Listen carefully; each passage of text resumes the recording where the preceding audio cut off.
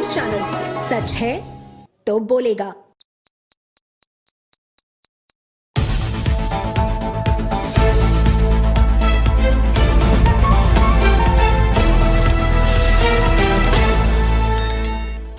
वाराणसी के बीएचयू का बिरला हॉस्टल बवाल का अड्डा बन गया है।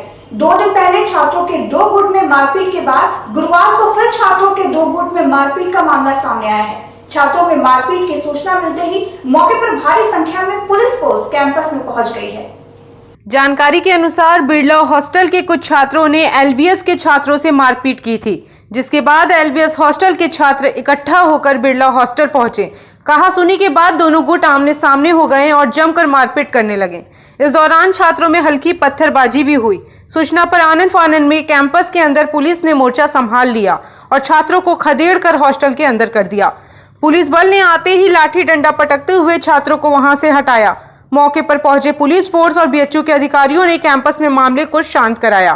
कुछ दिनों पहले भी छात्रों में हुए मारपीट के बाद कैंपस में पुलिस फोर्स तैनात है। जनपद वाराणसी के राजा तालाब तहसील परिसर में महिला अधिवक्ताओं के साथ मनगढ़ों की अश्लील हरकत और छेड़खानी के विरोध पर पिस्टल की मुठिया से सर पर वार किए जाने से नाराज आक्रोशित महिला अधिवक्ता सहित तहसील के अधिवक्ताओं ने धरने पर बैठकर कार्रवाई की मांग की है। इस दौरान पीड़िता ने प्रशासन को खुली चुनौती देते हुए कहा कि जब तक आरोपियों की गिरफ्तारी नहीं होगी तब तक ये धरना प्रदर्शन चलता रहेगा।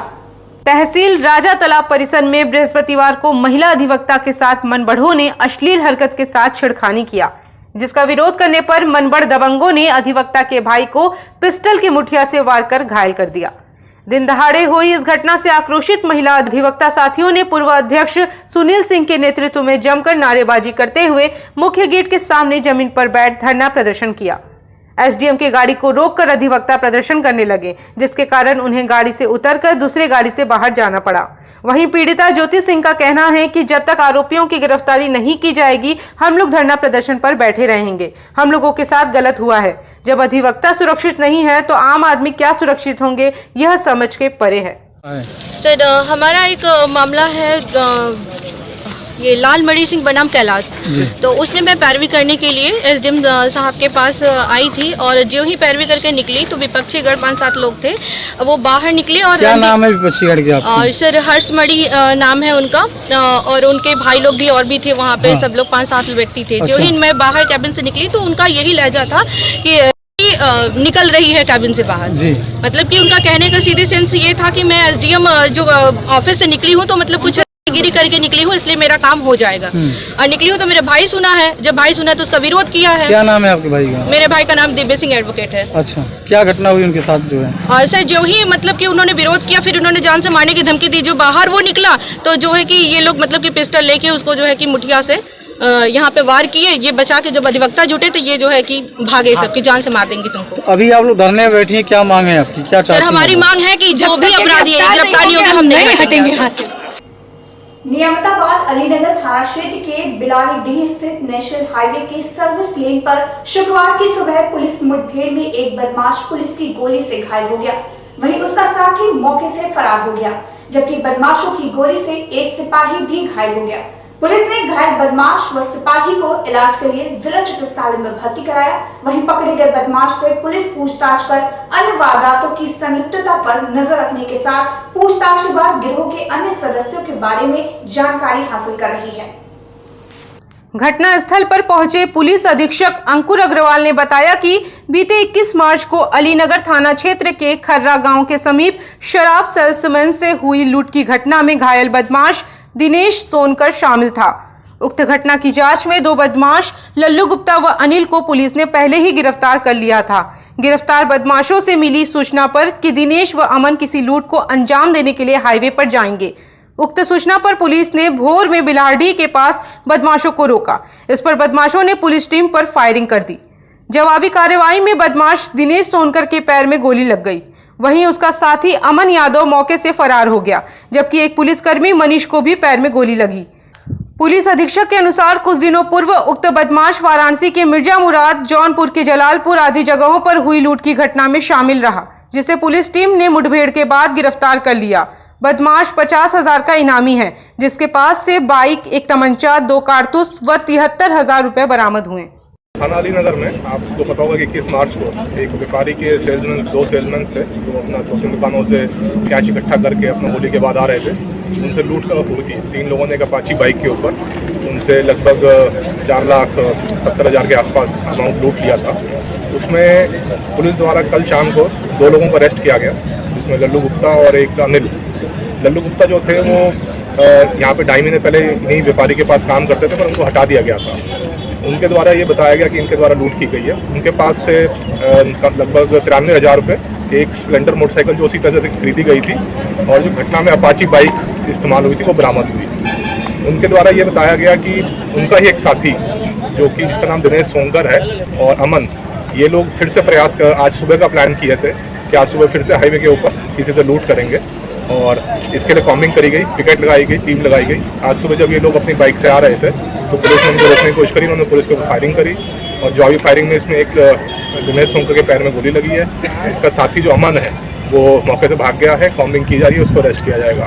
दिनेश सोनकर के पास से लगभग 73,000 रुपीज़ बरामद हुए हैं, एक मोटरसाइकिल बरामद हुई है, एक तमंचा बरामद हुआ है और कुछ कारतूस बरामद हुए हैं। इनके द्वारा जब पूछताछ में ये भी बताया गया कि जो राजा तालाब मिर्जा मुराद थाना के अंदर 30-31 की रात को एक लगभग 1:40 के आसपास AM पे पेट्रोल पंप के ऊपर 65,000 की लूट हुई थी, वो भी इनके ही गैंग ने की थी। और ऐसे इनके द्वारा ये भी बताया गया कि एक 307 की फायरिंग हुई थी मुगलसराय थाना में अगस्त 2021 में, वो भी इनके गैंग के द्वारा की गई थी, जिसमें एक व्यापारी को टारगेट किया गया था। तो और काफ़ी क्षति इनके द्वारा की गई है, और ये हमारे यहाँ से 25,000 का इनामिया भी था, और वाराणसी ग्रामीण से भी 25,000 का इनामिया था। तो टोटल इनके ऊपर दिनेश सोनकर के ऊपर 50,000 का इनाम था, और इनके ऊपर गैंगस्टर की कार्रवाई की जाएगी, और जो भी इनके संपत्ति इनके द्वारा ऐसे काम करके बनाई गई है उसको अटैच किया जाएगा और आगे की कार्रवाई की जाएगी। वाराणसी के चेतगंज थाना अंतर्गत चौका घाट लकड़ी मंडी तिराहे के पास गुरुवार की शाम गोली चलने से संपूर्णानंद विश्वविद्यालय का पूर्व छात्र विजय नारायण पांडे गंभीर रूप से घायल हो गया। गोली उसके बाएं जांघ में लगी है। आनंद फानन में उसे बीएचयू ट्रॉमा सेंटर में भर्ती कराया गया है। घायल पूर्व छात्र के अनुसार पुरानी रंजिश में उसे एक छात्र ने दौड़ाकर गोली मारी है। चंदौली निवासी पूर्व छात्र विजय नारायण का संपूर्णानंद संस्कृत विश्वविद्यालय में आना जाना लगा रहता है। घटना की शाम वह परिसर के उत्तरी छोर स्थित गंगानाथ झा छात्रावास गया था, जहां कमरा नंबर 17 में अनाधिकृत रूप से रहने वाले छात्र मिथिलेश से उसका कोई विवाद हो गया। पुलिस के अनुसार कहासुनी के बीच मारपीट होने पर कुछ छात्रों ने विजय नारायण को दौड़ाया। खुद को बचाने के चक्कर में विजय विश्वविद्यालय की बाउंड्री वॉल कूद गया। परिसर के बाहर संतुलन बिगड़ते ही वह गिर पड़ा और पास में रखे लीडेड असलहे पर दबाव पड़ने से गोली चल गई। घटनास्थल से विजय को मंडलीय अस्पताल ले जाया गया, जहां से उसे बीएचयू ट्रॉमा सेंटर के लिए रेफर कर दिया गया। पुलिस के अनुसार प्रथम दृष्टया पिस्टल से अपने आप गोली चलने का मामला सामने आया है। हर पहलुओं की जांच चल रही है। मौके से एक पिस्टल बरामद की गई है। गोली लगने से विजय की हड्डी भी टूट गई है। जनपद वाराणसी के दुर्गाकुंड स्थित धर्म संघ शिक्षा मंडल के गद्य सभागार में भारत सरकार द्वारा पद्मश्री पुरस्कार से सम्मानित सितारविद पंडित शिवनाथ मिश्रा के लिए नागरिक सम्मान एवं अभिनंदन समारोह का आयोजन किया गया। इसमें प्रख्यात सितारविद पंडित शिवनाथ मिश्रा का अन्य कलाकारों ने माल्यार्पण कर जोरदार स्वागत किया। दुर्गाकुंड स्थित धर्म संघ शिक्षा मंडल के गर्दे सभागार में आयोजित नागरिक सम्मान एवं अभिनंदन समारोह में अनेक कलाकारों ने अपनी प्रस्तुति देकर उपस्थित लोगों का मन मोह लिया। इस अवसर पर अभी हाल ही में पद्मश्री से सम्मानित बनारस घराने के सितारविद पंडित शिवनाथ मिश्रा ने मीडिया से बातचीत में कहा कि यह सम्मान न सिर्फ हमारा सम्मान है, बल्कि यह पूरे काशी वासियों का सम्मान है। प्रधानमंत्री और राष्ट्रपति ने हमें इसके लिए शुभकामनाएं दी हैं। सितार वादन की इस कला को आने वाली पीढ़ियों तक पहुंचाने का कार्यभार अब हमारे कंधों पर है। हम इसका बखूबी निर्वहन करेंगे। ये सम्मान हमको नहीं, ये पूरा काशी वासियों को मिला है, कलाकारों को मिला है। और वहाँ पर राष्ट्रपति जी ने और प्रधानमंत्री जी ने हमको बहुत बहुत बधाई दिया, धन्यवाद दिया और शुभकामना दिया। तो हम अपना संगीत को इसी तरह से और आगे बढ़ाते रहेंगे, निरंतर संगीत को प्रैक्टिस करेंगे, रियाज करेंगे और अपने शिष्यों लोगों को आगे बढ़ाएंगे। हमारे पुत्र देवव्रत, हमारे पौत्र कृष्णा मिश्रा, सभी को हम आगे इसी तरह से मतलब संगीत के क्षेत्र में उन लोगों को भी हम मतलब शिक्षा और और देता रहूँगा, यह हमारी धारणा। आगे कैसे बढ़ाएंगे और उन लोगों को भी इसका ज्ञान देना होगा आपको, ताकि संगीत आगे बढ़ाने के लिए क्या करेंगे? संगीत आगे बढ़ाने के लिए यही लोग संगीत को आगे बढ़ाने और हम इन लोगों को और सिखाएंगे और संगीत इसी तरह से हमारा बढ़ता रहे, बनारस घराना और आगे कायम रहे, क्योंकि बनारस घराना में हम पहला सितार वादक हैं, जो कि पंडित रविशंकर जी के बाद ये हमको सम्मान मिला है। तो ये बनारस घराना जो है ये चलता रहे और इसमें सभी लोगों का वह सहयोग रहेगा और सभी कलाकारों का सहयोग रहेगा। सभी पदाधिकारी एवं सदस्यों के हर्ष और खुशी को देखते हुए वैष्णवी महिला शक्ति सेवा ट्रस्ट की तरफ से गुरुवार को होली मिलन समारोह रामनगर कॉलोनी के लेन नंबर 15 में रखा गया, जिसमें सभी सदस्य एवं पदाधिकारियों ने उपस्थित होकर फूलों की होली खेली और एक दूसरे को शुभकामनाएं दी। रामनगर कॉलोनी में आयोजित इस भव्य होली मिलन समारोह में राज्य मंत्री स्वतंत्र प्रभार डॉक्टर दयाशंकर मिश्रा उपस्थित रहे, जिनका अबीर गुलाल लगाकर सदस्यों द्वारा जोरदार स्वागत किया गया। आपको बता दें कि वैष्णवी महिला शक्ति सेवा ट्रस्ट पिछले कई सालों से गरीबों के सुख दुख के लिए सभी स्टेट में पदाधिकारियों के माध्यम से कार्य कर रही है। वैष्णवी महिला सेवा समिति के इस कार्यक्रम होली मिलन में बहन लीला भारद्वाज, जिनकी संस्था का काम ही विधवा महिलाओं के लिए काम करना, उनके जीवन के उत्थान के लिए काम करना, वैक्सीनेशन का काम कोरोना के इस काल में इनकी संस्था ने, जिसके लिए माननीय मोदी जी ने भी इनको सम्मानित किया। और मोतियाबिंद, आपको पता है कि आंखों में मोतियाबिंद का ऑपरेशन कितना कठिन होता है किसी गरीब आदमी के लिए, वैसे हज़ारों हजार लोगों के लिए मोतियाबिंद के फ्री कैंप का आयोजन इनके संस्था के द्वारा किया गया है। तो ऐसे में आज के इनके कार्यक्रम में आकर कहीं न कहीं से बहुत खुशी हो रही है। निश्चित ही खुशी होगी, इसलिए कि मैं उनका भाई हूँ, उनका बेटा हूँ, उन्हीं के साथ पला बढ़ा हूँ, उन्हीं के साथ काशी में रह के जी रहा हूँ, पार्टी की सेवा कर रहा हूँ, पार्टी का एक सिपाही हूँ। तो निश्चित ही पार्टी के लोगों को और काशी के लोगों को खुशी होगी। इस समय जनपद वाराणसी में 500 से ज्यादा मान्यता प्राप्त निजी विद्यालय आर्थिक किल्लत झेल रहे हैं। आरटीई प्रतिपूर्ति शुल्क की मांग को लेकर प्राइवेट स्कूल एसोसिएशन ने जिला मुख्यालय पर मुख्यमंत्री के नाम एक पत्र सौंपा है। जनपद में 500 से ज्यादा मान्यता प्राप्त छोटे छोटे निजी विद्यालय अब भूखमरी की कगार पर पहुंच गए हैं। किराए के भवनों में चल रहे स्कूलों के हालात ऐसे हैं कि किराया नहीं देने के कारण अब स्कूल बंद होने की नौबत पे आ गए हैं। उत्तर प्रदेश सरकार द्वारा आरटीई वाले बच्चों का पिछले कई वर्षों से बकाया पूरा प्रतिपूर्ति शुल्क भी निजी स्कूलों को नहीं दिया जा रहा, जिसके कारण छोटे स्तर के निजी स्कूलों की आर्थिक कमर ही टूट गई है। शुक्रवार को जिलाधिकारी से जिला मुख्यालय मुलाकात करने पहुंचे प्राइवेट स्कूल एसोसिएशन के 50 से ज्यादा पदाधिकारियों ने जिलाधिकारी की गैर मौजूदगी में अपर एसडीएम सदर श्री प्रकाश यादव को मुख्यमंत्री के नाम का पत्र सौंपकर छोटे छोटे निजी विद्यालयों को बंद होने से बचाने के लिए राहत पैकेज संग आरटीई का बकाया पूरा प्रतिपूर्ति शुल्क जारी करने की गुहार लगाई। इस संदर्भ में संगठन के अध्यक्ष राम आश्रय पटेल ने कहा कि सरकार की आरटीई की योजना तो ठीक है, लेकिन पूर्व की सरकारों की तरह निजी विद्यालयों को प्रतिपूर्ति शुल्क के रूप में स्वयं आर्थिक सहयोग करना होगा, तभी ये योजना परवान चढ़ पाएगी।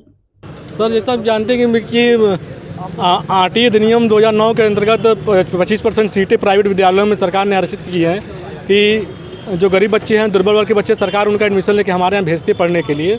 अब बदले में सरकार हमें उनका फीस देती है और गार्जियन को भी 5,000 रुपये देती है कापी किताब जूता मोजा खरीदने के लिए। विगत 3 वर्षों से न गार्जियन को 5,000 रुपये उनका मिल रहा है, न हम लोग को स्कूल वालों को उनकी फीस मिल रही है, जिससे इस समय स्कूल चलाना हम लोग के बहुत ही ध्रुव कार्य हो गया है। हम लोग आर्थिक आपातकाल के दौर से गुजर रहे हैं। विगत 2 वर्षों से कोरोना काल था, जिससे हम लोग की कमर टूट गई है। हम लोग अपने टीचर, स्टाफ, कर्मचारियों का वेतन नहीं दे पा रहे हैं। ऊपर से किसी विद्यालय में 100, किसी में 150, किसी में 50, किसी में 49 ऐसे बच्चे पढ़ रहे हैं। अगर हम लोग के विद्यालयों की फीस नहीं मिलेगी, प्रतिपूर्ति शुल्क नहीं मिलेगी आरटीई की, तो हम लोग अपने अध्यापकों, कर्मचारियों और अपने बिल्डिंग मेंटेनेंस कैसे करेंगे। इसलिए हम लोग बच्चों को पढ़ाने में उनको असुविधा हो रही है। हम सरकार से मांग करते हैं कि हमें उनकी प्रतिपूर्ति शुल्क दिया जाए, जिससे कि हम बच्चे को पढ़ाएं और अपने कर्मचारियों को भी वेतन समय पर दे पाएँ। नहीं तो हमको तो ऐसे तो विद्यालय बंद करने पड़ जाएंगे हम लोगों को। जनपद बलिया में उत्तर प्रदेश माध्यमिक शिक्षा बोर्ड की 12वीं कक्षा में अंग्रेजी का पेपर लीक होने के तथ्य को उजागर करने वाले पत्रकारों पर बलिया प्रशासन द्वारा कार्रवाई किए जाने के विरोध में कांग्रेसी कार्यकर्ताओं ने प्रदर्शन किया है। कांग्रेसी कार्यकर्ताओं ने इसको लेकर वाराणसी जिला मुख्यालय पर प्रदर्शन करते हुए राज्यपाल के नाम ज्ञापन सौंपा है। विगत दिनों बलिया में माध्यमिक शिक्षा परिषद बोर्ड के इंटरमीडिएट में अंग्रेजी का पेपर लीक होने तथा इस तथ्य को उजागर करने वाले पत्रकारों को गलत तरीके से प्रशासन द्वारा मुकदमा कर गिरफ्तार करने को लेकर वाराणसी में कांग्रेस के कार्यकर्ताओं द्वारा पत्रकारों का सहयोग करते हुए प्रदर्शन किया गया। इस दौरान कांग्रेसी कार्यकर्ताओं ने जिलाधिकारी के माध्यम से राज्यपाल को ज्ञापन भी सौंपा। कार्यकर्ताओं ने ज्ञापन के माध्यम से राज्यपाल से मांग की है कि पत्रकारों के ऊपर से मुकदमा वापस लिया जाए और स्वतंत्र रूप से पत्रकारों को खबर लिखने में सहयोग किया जाए। आज हम सब लोग बनारस से कांग्रेस जन महामहिम राज्यपाल महोदय को संबोधित ज्ञापन पत्र सौंपा है, जिसमें हम सब लोगों ने मांग की है कि पिछले दिनों जो पेपर लीक मामले हमारे सम्मानित मीडिया के साथियों ने उसको जोर शोर से उजागर किया गया, उसके बाद सरकार द्वारा उन पत्रकार साथियों का बलिया के हमारे 3 पत्रकार साथियों को गिरफ्तार करके जेल भेजने का काम इस तानाशाही सरकार द्वारा किया गया है। हम सब राज्यपाल महोदय से मांग करते हैं कि तत्काल उनको रिहा किया जाए और मुकदमे हटा करके एक समाज में इस तरह की नजीर पेश हो कि गलत को उजागर करने वाले लोग पुरस्कृत किए जाएंगे, न कि प्रताड़ित किए जाएंगे। हिंदू युवा वाहिनी की तरफ से हिंदी पंचांग नववर्ष के पूर्व संध्या पर शुक्रवार को मैदान स्थित गुरु गोरक्षनाथ मंदिर से नव संवत्सर स्वागत शोभा यात्रा का आयोजन किया जा रहा है, जिसको लेकर पदाधिकारियों व कार्यकर्ताओं में गजब का उत्साह है। हिंदू युवा वाहिनी के मंडल प्रभारी व वाराणसी विकास प्राधिकरण के मानद सदस्य अमरीश सिंह भोला ने बृहस्पतिवार शाम आयोजित एक प्रेस कॉन्फ्रेंस में बताया कि कोरोना काल के कारण 2 सालों से कार्यक्रम का आयोजन नहीं हो पा रहा था। इस बार सब कुछ सामान्य है, इसलिए इसकी तैयारियां पहले से ही शुरू हो गई हैं। विक्रम संवत 2079 के अवसर पर निकलने वाली इस शोभा यात्रा की तैयारियों को लेकर अंतिम रूपरेखा तैयार हो गई है। भव्य विशाल शोभा यात्रा मैदागिन से प्रारंभ होकर बुलानाला चौक गुदौलिया होते हुए चित्तरंजन पार्क दशाश्वमेध घाट पर संपन्न होगी। इस शोभा यात्रा में चलित झांकियां, डमरू वादक, नगर की कई भजन मंडलियां व सभी समुदायों के लोग शामिल होंगे। कल हिंदू नववर्ष के पूर्व संध्या पे हम सभी हिंदू वाहिनी के कार्यकर्ता गण और हमारे सभी पदाधिकारीगण एक भव्य आयोजन कई वर्षों से कर रहे हैं, जो कल शोभा यात्रा के रूप में मनाई जाएगी। हिंदू वाहिनी कार्यक्रम इस बार कार्यक्रम में बहुत सी चीज़ें जुड़ी हैं, सहनाई, शंखनाद, डमरू दल, डीजे, बैंड, राम दरबार, झांकी, ऐसे तमाम ऐसे कार्यक्रमों को बनाया गया जिससे कार्यक्रम की भव्यता और काशी में एक अलग संदेश देने का काम किया जाएगा। क्या उद्देश्य होता है इस कार्यक्रम का? उद्देश्य यही होता है कि हमारा नववर्ष चैत्र शुक्ल प्रतिपदा प्रथम दिन से प्रारंभ होता है। 2 अप्रैल से अपना हिंदू नववर्ष प्रारंभ होता है, लेकिन हमारे यहाँ अंग्रेजी नववर्ष को ज़्यादा महत्व दिया जाता है, हिंदू नववर्ष को बहुत कम महत्व दिया जाता है। तो हमारा उद्देश्य होता है कि काशी की जनता और प्रदेश पूरे विश्व को ये बताए कि हमारे नववर्ष को भी धूमधाम से मनाइए। हिंदू नववर्ष एक बहुत ही धर्म से जुड़ा है। हमारे नववर्ष को लोग पूजा पद्धति से अपने वेद और मंत्रों से मनाते हैं। इसको ज़्यादा से ज़्यादा अपने धर्म के प्रचार के लिए हम लोग एक आयोजन करते हैं।